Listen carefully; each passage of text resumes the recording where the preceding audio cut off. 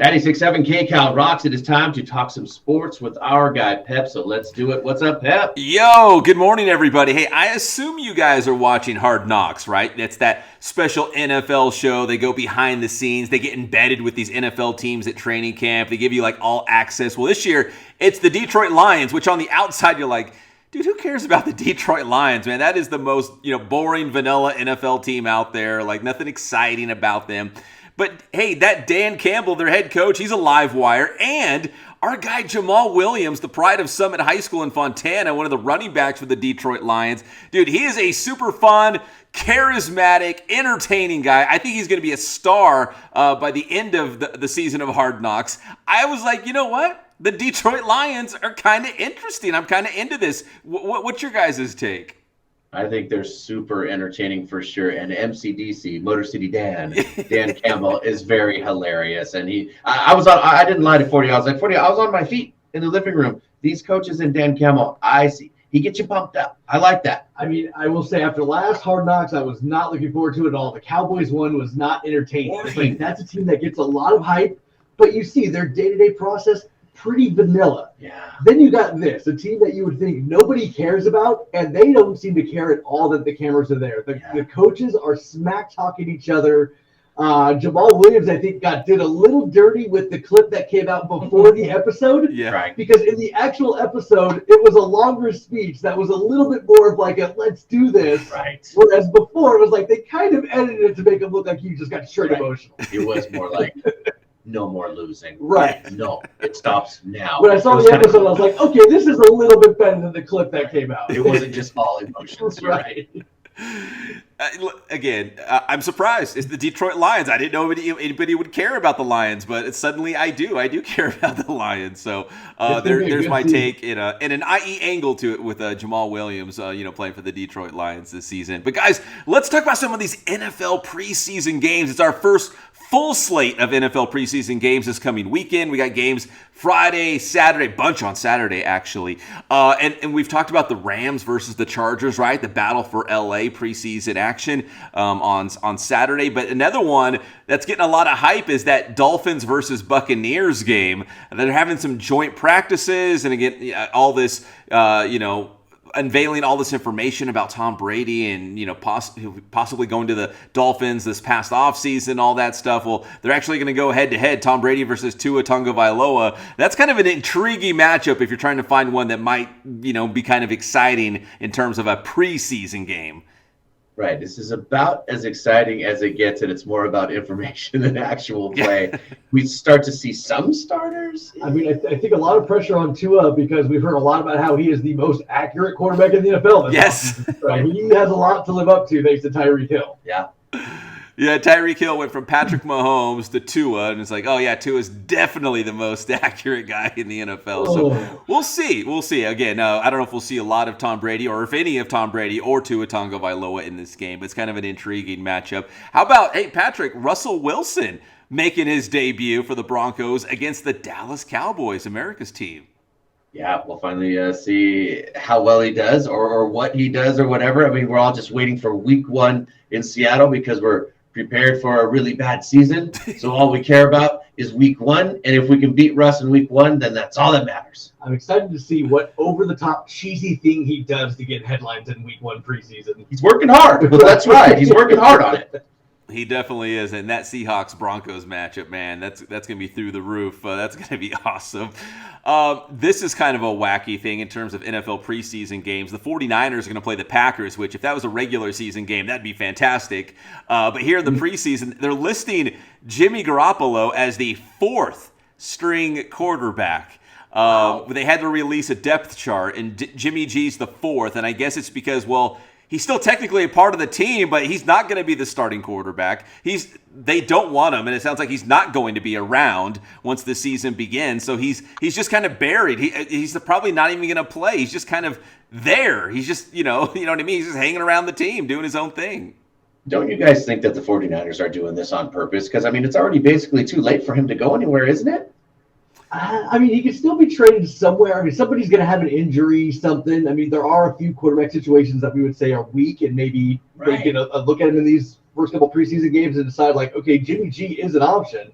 yeah, it's just kind of weird that why San Francisco hasn't wanted to trade him yet. No, the season's about to start. I mean, that's putting him behind the 8 ball. They must be doing this on purpose, which, by the way, he deserves some credit for totally handling it the best. He's talking to fans. He's working out on his own. He's being very cool about it. I mean, you couldn't handle it any better. If I'm looking at it from any angle, I've never seen a player act that well about it. So, I mean, I think that just raises his stock, but I'm just shocked. They must be asking too much. What's going on? There's lots of places he could go. I mean, look at the Giants are playing tonight. Danny Dimes, he's way better than Danny Dimes. No, that you're Daniel Jones, man. It looks like he's not the man with the Giants. Why don't you bring in Jimmy G? Why don't you have a quarterback battle to see if Daniel Jones will rise to the top and be that guy you want him to be? But think about this. Not that it would happen, but what if the Rams, Matt Stafford's elbow injury is a little more severe than we want to admit. What if the Rams would put a flyer out there? Would the 49ers actually say, oh, he's too good, Jimmy G's too good to let him, go to the Rams? Well, 40, you would never do in-division trades. I mean, isn't that a rule of thumb? Yeah, never do in-division. Try your best not to, or if you are, you want a bounty for somebody. Yes. And you know that Jimmy G's going to get in the game, and he's going to sting their ass for sure. Mm-hmm. Yeah. I don't know. Not a likely destination, but if you're the Rams and you need an established backup quarterback, maybe. I'm just saying, just putting it out there. And this just came to light. I heard this last night that Deshaun Watson is actually going to start for the Cleveland Browns when they take on Jacksonville on Friday night. So we're still, going through this appeal process for Deshaun Watson. But in the meantime, he's going to play. He will be the starter for Cleveland against Jacksonville. Wow, it's just wild, the processes that are happening up top while this goes on. Yeah. I mean, I guess, hey, if you're the Browns and you're him, he can play in this game, correct? So you put him out there. Well, that's it. You kind of want him to go out there and get a couple of highlights to change the narrative about him. And then, obviously they need to see what else they have, though, because he is going to be suspended at some point. Man, could you imagine if he got hurt? Oh, my gosh, yeah. Yeah, and you're right, 40. He will be suspended. We just don't know how long. It will be 6 games, an entire season. We don't know, but they at least want to run him out there and kind of see what they got. Maybe give him a series or two with the starters. And, is this Cleveland Browns offense what they're, predicting or hoping it might be with Deshaun Watson under center? Like, are they going to be that great? So we might get our first look at that, just a glimpse of it, before we hear what's going to go on with the suspension. So there's some intriguing storylines going into the first week of NFL preseason games. Now, the other big story for Southern California fans is the Dodgers.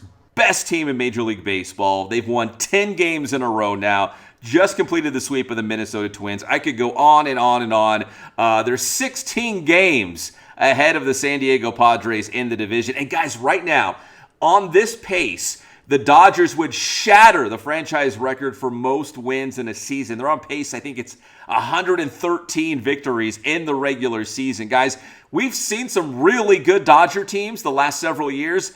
This might be the very best yet.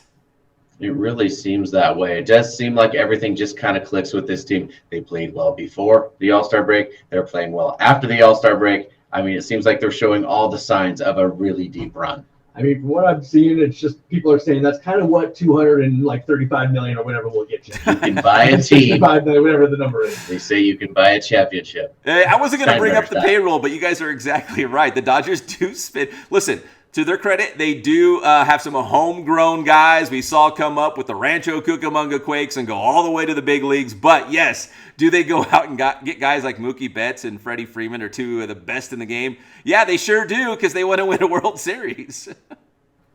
This is what's going on Twitter. Yeah. That's the temperature check on Twitter. The Dodgers are spending a lot of money. That's what's on the Twitter streets. It's on the Twitter streets. It sure is. And finally, guys, this is kind of a cool deal. They had it last year, and it's back tonight. It's that annual Field of Dreams game where MLB has a real game in the state of Iowa, out in the cornfields. I think it's Dyersville, Iowa, and tonight it's going to be the Reds and the Cubs, the site of the hit movie Field of Dreams. It's going to be cool out there. It is a ton of fun. It is a ratings juggernaut for Major League Baseball also. And also remember, I mean, the intro was done by Vin Scully. Remember, I mean, he had this huge speech. I wonder if they're going to have a little thing for Vin. I mean, I could totally imagine that. I mean, do you think is Kevin Costner going to come out to the middle of the field Yeah. again and say, "Is this heaven?" I mean, you can't do it all over again. I wonder if maybe this will be the time where Kevin will come out and say a little thing about Vin, and then they'll get the game going. Yeah, I mean, I thought the whole thing was kind of cheesy last year, but then didn't it end on like a walk-off homer? It's like a good ending to the game last year, right? Dare we say there was magic for it? Right, Hollywood magic happened on the field. It was pretty wild. Yeah, no, you're right. It was a walk-off home run. It was awesome. How do you do better than that? And I'm with you, Patrick. Like you laid out all the cool things last year. What do you do this year? How do you make it different and special this time around? But I'm sure they will. Again, it's just the novelty of playing out in the middle of a cornfield. I think it's a 8,000 seat stadium, so it's a very small, intimate ballpark.